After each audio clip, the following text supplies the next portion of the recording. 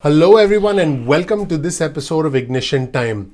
I want you to guess the number one state in the country as far as economic outlook is concerned. What do I mean by that?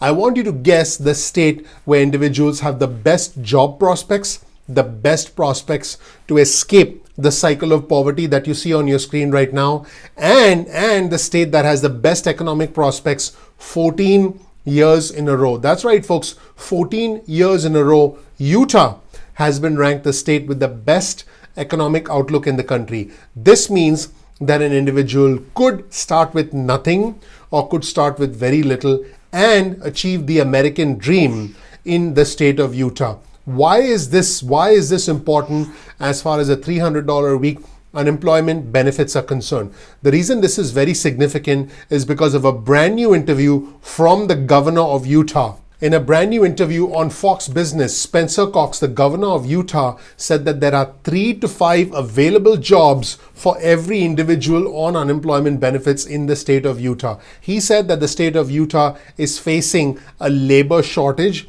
and Utah is now joining the growing list of 21 states. Yes, you heard that right. Utah is joining the growing list of 21 states that are about to end the $300 a week unemployment benefits early and the PUA program, the Pandemic Unemployment Assistance Program early. It's pretty incredible that the Republican governor, Spencer Cox from Utah, said that there are 3 to 5 jobs. Again, there are 3 to 5 available jobs for every person on unemployment benefits. Let's take a look at a very interesting interview featuring the Utah governor, Spencer Cox, where he talked about Utah being the state with the best economic outlook 14 years in a row. That is pretty significant. He also talked about the unemployment rate in Utah being under 3%, close to what it was pre-pandemic. In other words, in Utah, the economy has bounced back. He also said that the unemployment rate in the state of Utah was half of the nation's average unemployment rate, which is well over 6%. Pretty significant comments from Spencer Cox, the Utah governor,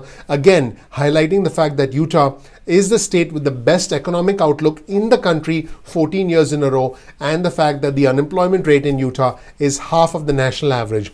I want you to listen closely to this segment and let me know whether you agree or disagree with the comments of the Utah governor in the description section below. Let's check out important comments from the governor of Utah, Spencer Cox, as he highlights his rationale, his case for trying to reopen Utah as quickly as possible and more importantly, doing away with the $300 a week unemployment benefits and the federal unemployment benefits, including the PUA program. Let's roll the tape and hear from Spencer Cox. Meanwhile, the American Legislative Exchange Council releasing its Rich States, Poor States report. For the 14th year in a row, Utah reigns supreme as the state with the best economic outlook. This report ranks all 50 states on their economic competitiveness. Utah Governor Spencer Cox joins me right now to talk more about that. And congratulations to you, Governor. Nice standing once again in this report. To what do you attribute this performance for Utah?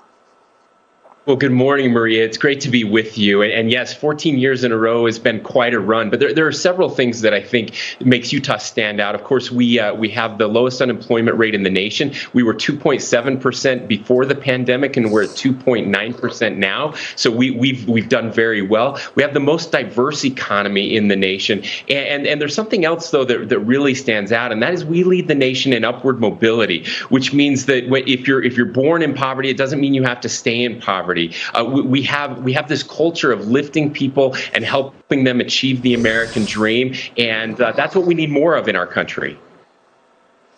I love that you're saying that, particularly at this moment in time where you've got all this money being thrown at the economy. Utah is part of a growing list of states ending participation in the federal government's enhanced pandemic unemployment assistance program.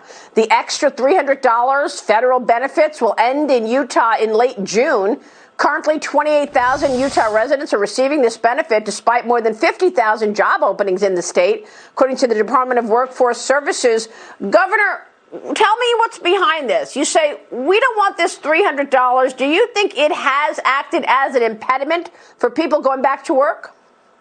Yeah, well, it's more than just the $300. Of course, the unemployment extensions were far greater than that, and so we have about 14,000 people in Utah that those benefits will be ending in about a month and a half, and we have a huge labor shortage in the state right now. We have, depending on what metric you use, we have 3 to 5 jobs available for every person who will be ending those unemployment benefits at the end of June, and so this market is ready. The purpose of those benefits was to help us get through the pandemic until our economies could recover. Utah has done that. We're about half the national average for unemployment, and so we're ready. We have great jobs available, and more than that, Maria, there has never been a better time to upgrade your job.